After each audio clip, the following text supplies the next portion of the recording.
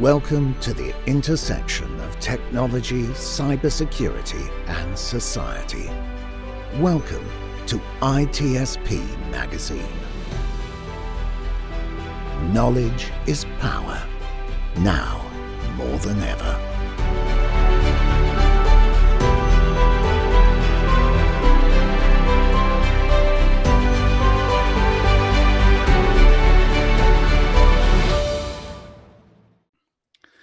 All right, here we are on Redefining Society with me, Marco Ciappelli, and I am excited to talk about very uplifting topics today with my guest, Trond.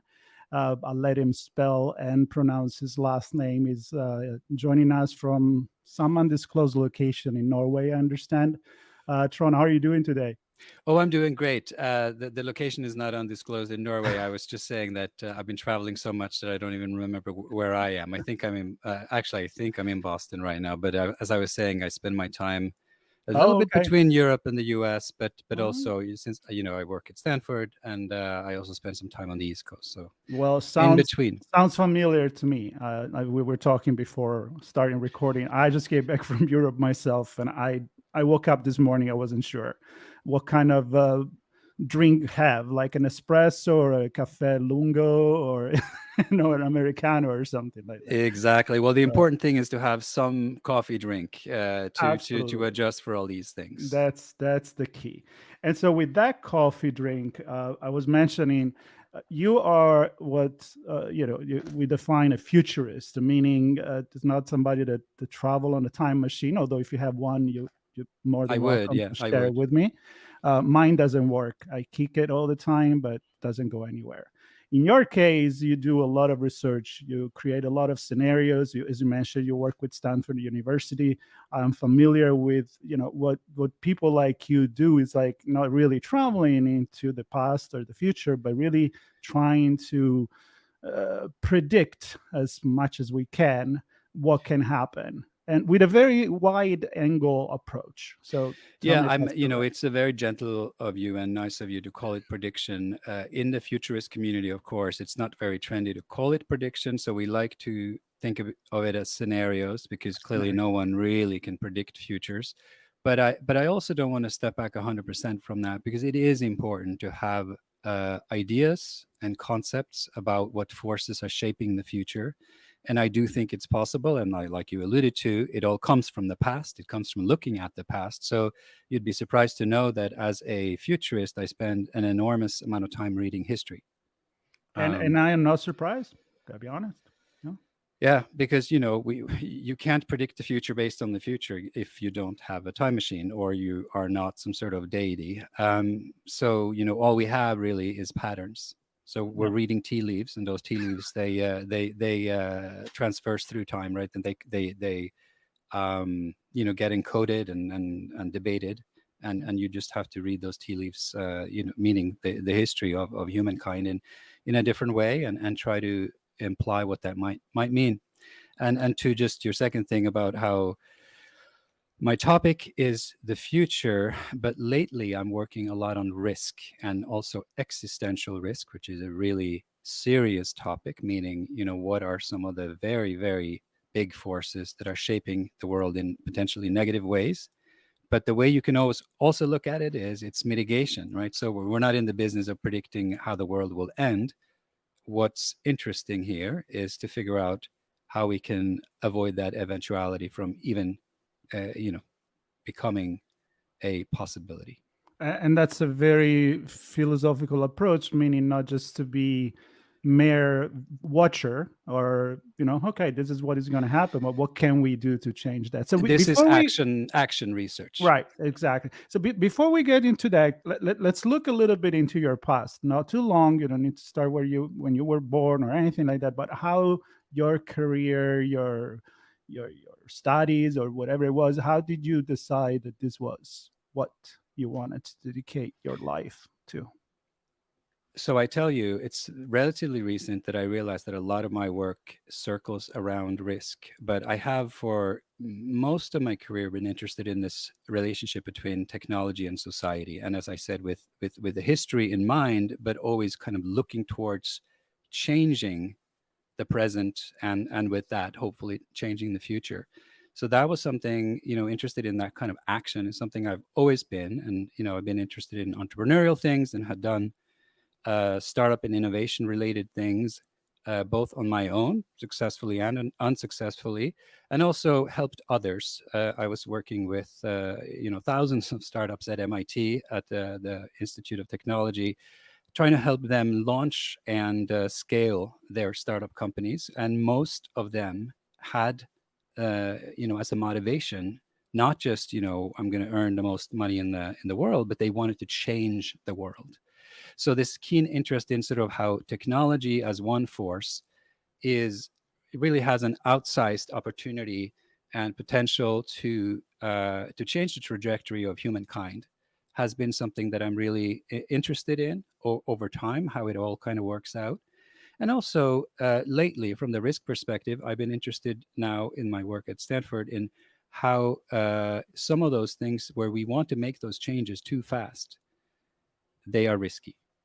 So there's this trade-off between trying to innovate and want to sort of leapfrog and solve things.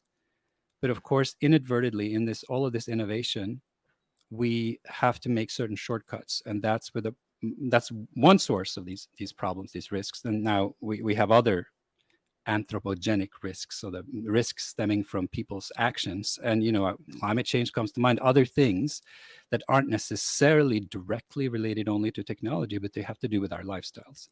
So how did I get to this?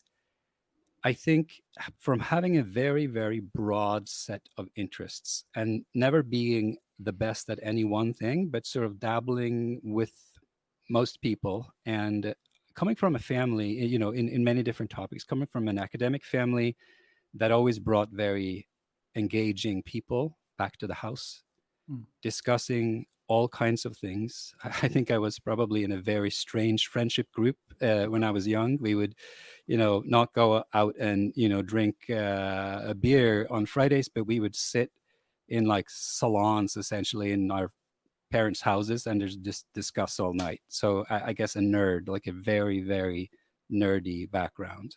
It sounds to me like the Salotti of the 1800, right? When musicians and scientists and literature. It actually was quite a bit like that. I like Thinking that. back on it, we were musicians and intellectuals at an early age.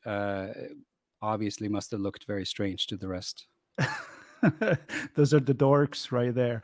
Yeah. Listen, actually, I think it's a very important point, and then we go into something more specific about what you do. But this idea of a curiosity about many different aspects of life, and again, it comes because it's a synergy of so many things. I talked sometimes with people that have organization focus on One Health for the planet, where you connect environment, you connect animal health, as well as, of course, the pandemic kind of raised this thing. But in general, this concept of if something happened here in the world on this planet, it has repercussion. So I kind of see this as a very important trait of any scientist, to be honest, nowadays. Now, it may have been very hard until now to put a lot of knowledge, a lot of data in one blender and get an answer. But I'm assuming that, I'm not saying it's easy, but I'm assuming it's getting a little bit easier maybe to get all this data that we're able to collect nowadays and make scenarios. So how does this magic work?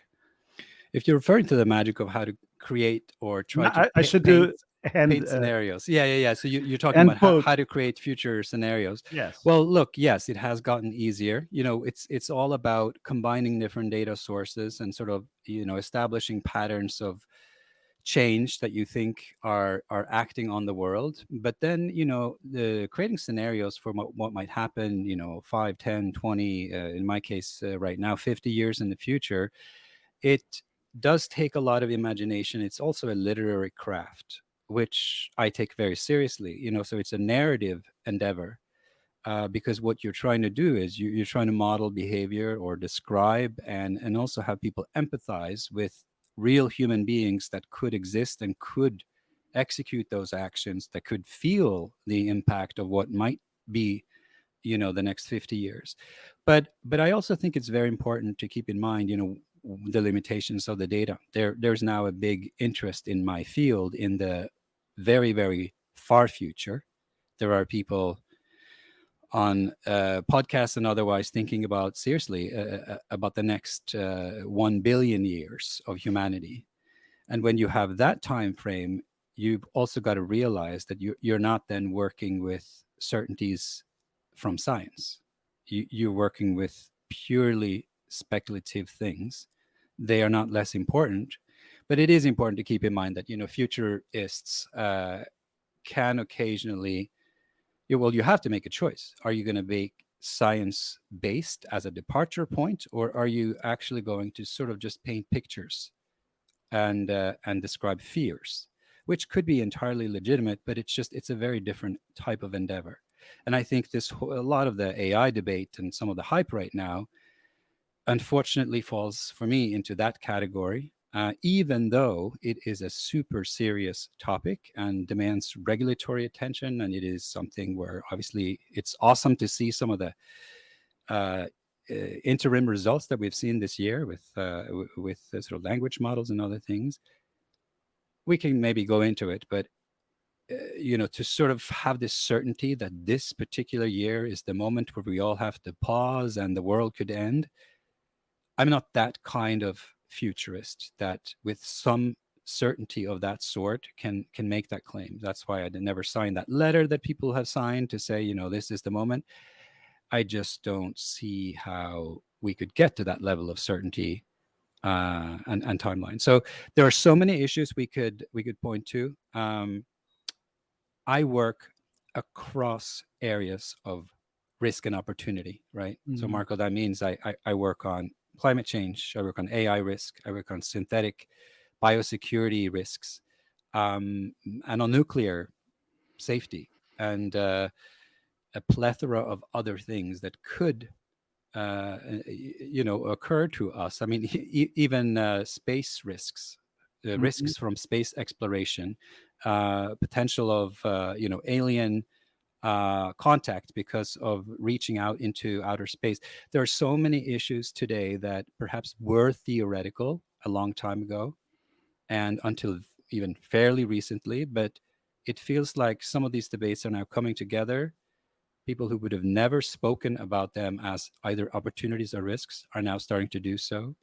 So my overall kind of focus, to be honest, is something that we kind of label as cascading risks, which is this idea that it's not all mixing together, don't get me wrong, but we are trying to discover the rules of the game of this system where risks are not independent. We're not dealing with, AI risk, put it on a box, put it in a box, figure out what it does, and then, put it down again and everything's done. All of these things are interacting. And that's the system that we're trying to figure out. The problem is, of course, when you have such a wide lens, even if knowledge is now more present than ever, and there's so many people and sites and sources of knowledge to draw from, it is still highly complex. And it is a politically fraught minefield. It is intellectually challenging, and it is risky even as a career move, because these are so big issues that whatever opinions you have, they have real consequences. Like some of the things we might talk about in terms of interventions or mitigations, they're going to dwarf the Marshall Plan in terms of economic cost. They are going to destroy entire businesses and lines of business, perhaps the financial system that we are building now. So the implications of the things that I'm studying, they are gargantuan. Yeah, now it's a process. I need a model to decide what to ask you next, because I can go in a lot of different directions. No, but let's take one thing at a time, and we can no, stick to absolutely. one of them. Look, I would say the AI, it's something, especially with generative AI, that now it's on the words of every news and everywhere. There are strikes for the acting community, the writers, and so forth. I'm one of those with you from a philosophical perspective. I think we should worry about it. I don't see it personally as you are something that is happening today, but it's good to do something about it, have a knowledge about it. So I guess my question here could be, with all these choices that you have, with all this interconnectivity, I think the big question that the audience may have is, how do you pick the one that you feel, and by you I mean the entire community you work with, are more relevant right now? You go to, this is really when the something is going to hit the fan earlier than others, or yes, but this is connected with another thing that maybe it's not in the front line but may be affecting that. So what's the process of, say, priority, World Economic Forum, we're going to talk about this, and this? So, to be honest, we are at very early stages of this debate. You mentioned the World Economic Forum. They have had, risk reports coming out every year for now decades, and but in those risks, they're looking at more short-term risks. So they're worried about risks that might affect political developments or large business over the next year, right? So that's the framing of those reports. And while that might be interesting, and they typically then hit the maximum of 10 different risks, and they kind of grade them every year. And some risks, cybersecurity has been high a couple of years, and then now AI risk will undoubtedly show up in this year's report. And there are other risks, environment was high a couple of years ago, but they can't have it on top of the list every year. That becomes a little bit of a game, where, it's like competing individual risks, and which one is more important this year, and then what are the top 10 that seem to sort of always be there. My research community is more divided than that. So there are some people that choose to focus on individual risks. So they're either AI risk experts or AI opportunity, evangelists, or they could be climate change deniers, or they're climate change, evangelists, or sort of warriors. So, and on this bio side, there's people who have invested their entire career in thinking about biosecurity or biology as either an opportunity or the negative consequences, and for pandemics, and in the public health field, or in the infectious disease field, there similarly, for very good reason, you have to specialize in something. But I guess I represent this second, third generation researchers that say we cannot afford anymore to specialize at that level only. We have to rely on those experts, but there has to now become, we have to build a system science that's a little bit wider. And system science sort of has a bit of a bad word, because the moment you say systems, people think complexity, and they think impossible and impenetrable and hard to convey, and possibly not very scientific at all, because it's just all arrows, and chaos. So we're trying to strike a balance here between finding and identifying the different challenges, risks that we should worry about, and not overextending it into thousands of different things that you can just, with our current systems, cannot discuss meaningfully. But I don't think the number of risks is 1 to 5. So, for example, I don't think right now we should worry that the world will end with an AI taking over. And I don't think we should worry that some superbug pandemic, whether synthetically created or not, is going to end the world in and of itself. What I do worry about is that when many, many risks seem to occur with closer and closer proximity, it takes our eye off the ball. It means we might be preparing for the next pandemic by preparing for the past pandemic. While we're doing that, we don't have enough resources to do the right things about climate change dynamics. And while doing all of this, we might be discussing how to stop, AI developments. Meanwhile, business is running as usual, and policymakers are, despite this hype, perhaps not even equipped to do what it might take to start to control AI development, which I think is very, very necessary. It's just that it doesn't quite rise to the existential level for me. I'm not worried that civilization might end in the fall. I am, however, worried that if we don't get a grip on this technology, it will be embedded in so many processes that at Mhm. some point we don't have a choice anymore. You have to shut down society and, famously take a break, but that's not very realistic. So the reason we have to deal with it is not that it is an existential risk right now. The reason is that it is slowly kind of penetrating so many places, and we just don't have full control over it. So in essence, interacting with other risks, does become a problem.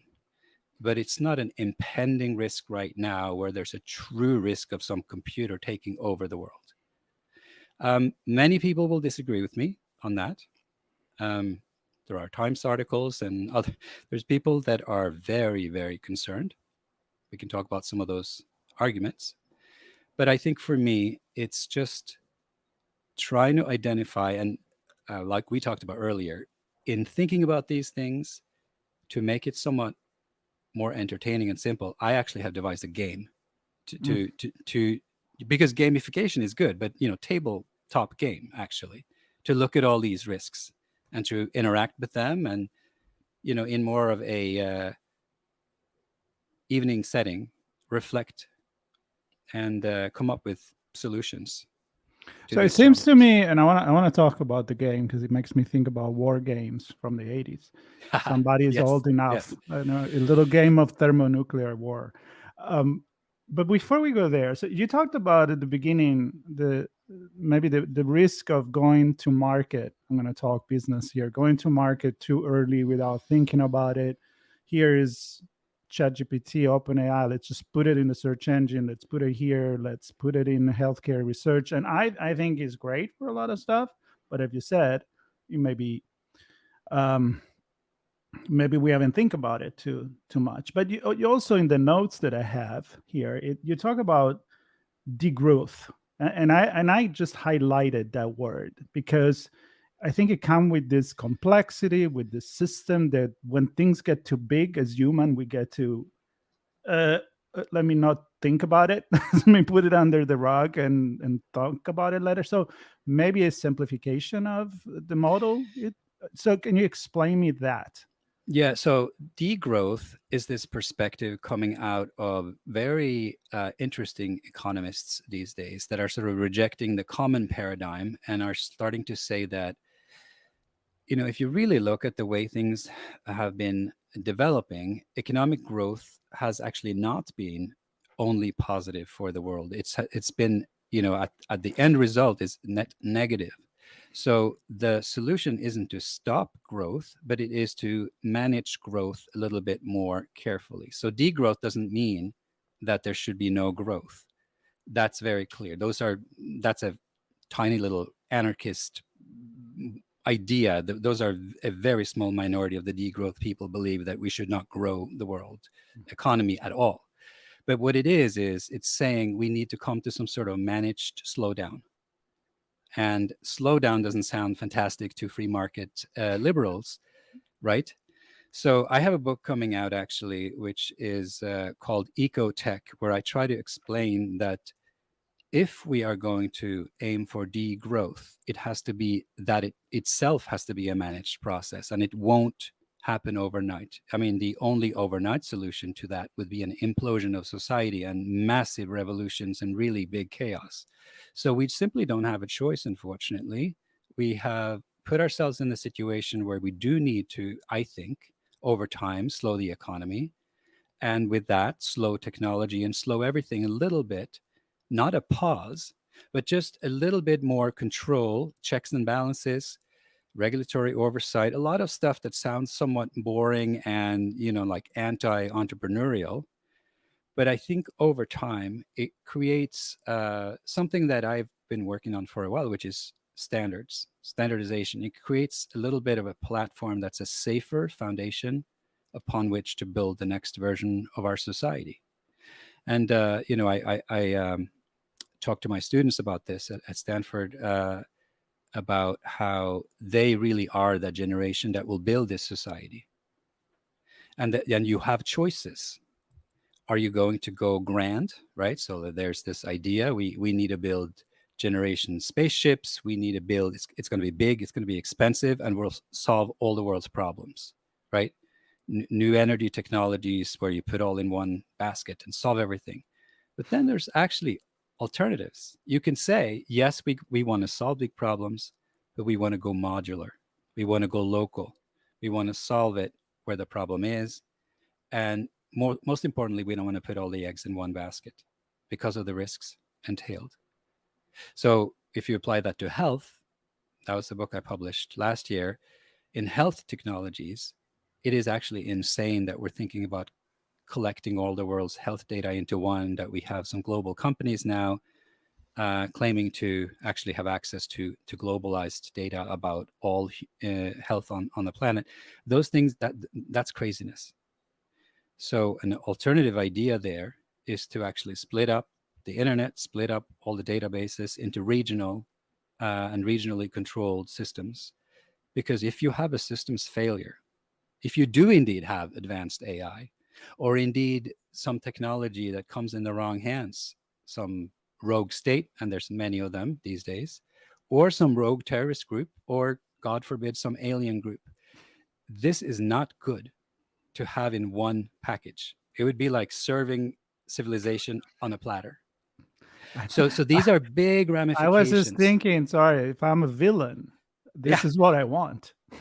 Like, of course. Just give me one place to go and steal everything. You don't even need a Hollywood plot to imagine how great that is if you are a villain. Wow. So these are big things. Unfortunately, you know, in a place like the World Economic Forum, everybody there, of course, has a vested interest. And the challenging thing, and I'm not now going to name companies, because the problem actually in all of these fora is also governments. Because we are used to, perhaps some of us, I grew up in Scandinavia, the government is a very trusted actor. Other countries, it's the exact opposite. And I am learning slowly that perhaps the truth is perhaps somewhere in between, because there are no pure actors in this game.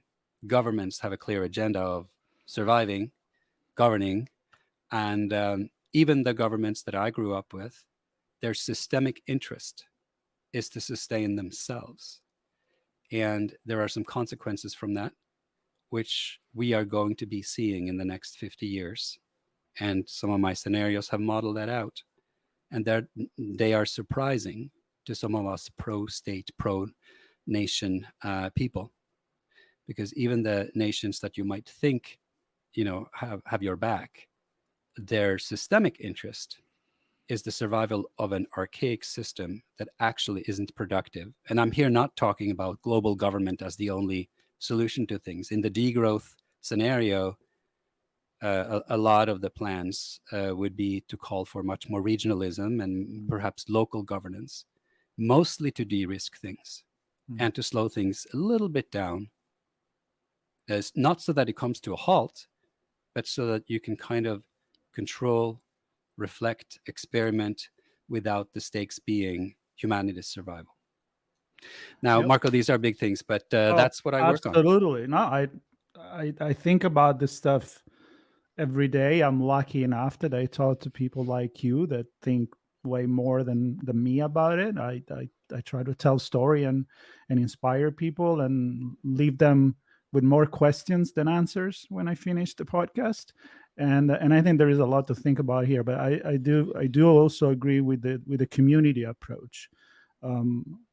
I studied sociology of communication, and when I think about the global village from McLuhan, I think that the existence of community and diversity within this global village, it's what is really important. So in a much smaller context, it applies to what you just said. I'd like to take the last maybe 5 minutes with you to look at what you do for fun. I'm just being funny here myself. So you have a podcast called Futurized, I see here in the note. And then we mentioned about this wonderful, uplifting game called End of the World 2075. So tell me a little bit about both. And I know I'm being sarcastic. It's actually to save the world, not to take it over. Yeah, no problem. So Futurize started at the, during the pandemic as this I guess, really very overdue idea of gathering all of the conversations that I was having anyway with smart people and then recording them for posterity. It's something I should have started in the 80s. All of my research interviews, and I just put them online and I started recording them. And the focus was kind of the next 5 to 10 years, the next decade, technology, society, much like what you do on your podcast. Right now, it has evolved a little bit more thematic. So this spring, I had a lot of environmental and sustainability perspectives for my upcoming book, Ecotech. Mm-hmm. And then this fall, it'll be much more existential and long-term perspectives. So I'm lining up a lot of thinkers that are thinking about long-termism, existential risk, the long-term future of humanity, sort of like 25, 50, 1,000 years, Mm-hmm. and anywhere in between. But the game is essentially what I wanted to do there is, I wanted to come to Stanford with something that students could relate to, because I agree with you. A lot of these messages of existential risk and indeed any kind of risk, they're negative messages, because what you're asking people to do is pay more attention to what you're doing. The world may not be as stable as you'd like it to be. You're the last generation that can fix it. I mean, there are a lot of doom perspectives one could put on the shoulders of these 20-year-olds. And I wanted to, in addition to doing that, I wanted to give them something playful, but with a serious element to it. So I guess it's a little bit cross between sort of Monopoly and Risk, the game's Monopoly and Risk. But, you're sort of collaborating and competing and moving around in a world that I imagine to exist in the future, where only a few world cities are left for some reason. You can imagine why. And then you open up these chips in each city and you have a different risk level. And then you have to pick these risk cards. And if you don't solve them in the city, they go global. Then they become everyone's problem. So everyone has to help in and try to deal with it. Then you get points for solving these crises. And, obviously it's a game, so it has to move fast paced. You might resolve climate change by a mitigation card that says, I figured out geoengineering safely or something. There might be a card that says that, and you can throw that in and the game master will accept it. But what it does, I am told from my students and others who have played it, is that it really gives you this mindset that you can act on real issues and that it matters. The whole premise of the game is that if you get more than 7 risks that are co-occurring and are on a global level, so they have moved from the city level to the global level, then the world indeed does end.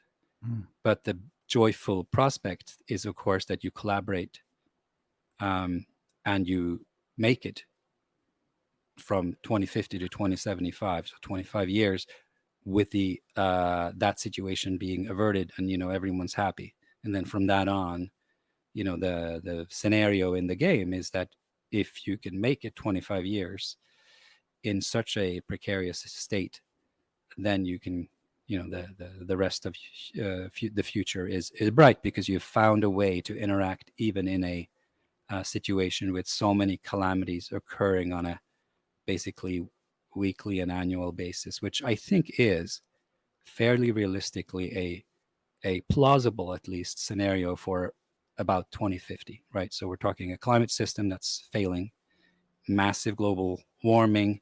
We're at that point, I think, talking about real AI risk, and we are probably faced with the fallout from a set of different mixes of bacteria and virus, natural pandemics, synthetic pandemics, accidents, lab leaks, perhaps extraterrestrial material that we have either collected or that falls down on us within this time frame, or is brought to us through some means. So there are all of these external sources of risk, and not to think about energy technologies that would have evolved because of our needs, and we would have taken many, many risks to get there, to cater to our planet's energy risk.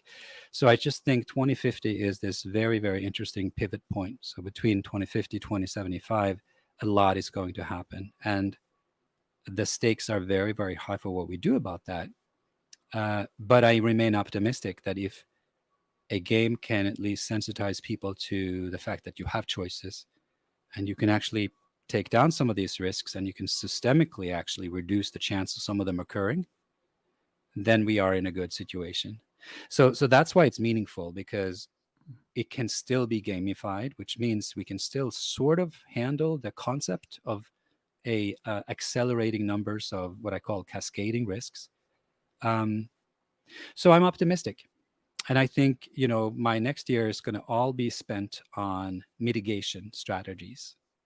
But as I said, they are expensive, and they entail lifestyle changes and economic changes, adjustments. Because otherwise, Marco, we're moving into a world where only the wealthy and bright survive. And that's not right. I kind of want to close it here. No further comments, except that it was a pleasure to talk to you again. A huge topic, huge complexity. Even when you were describing the game, it comes down to you can do something at a local community level. If you don't stop it there, then it explode. It got to a scale that it gets harder and harder to control. So yeah. I would love to have you back. I'm definitely going to listen to your podcast. I think it's right about one of those things I like to do with my free time as well, because it becomes your life, your work, and that's all you do. And then the book, the Ecotech book, seems interesting. I would love for you to come back anytime you want and have some more chats with me if you enjoyed it. I hope the audience did enjoy it, and they will find every link to resources to get in touch with you, to look at the book. I know the game is on Kickstarter, I believe. And so... Yeah, and you can get in touch with me.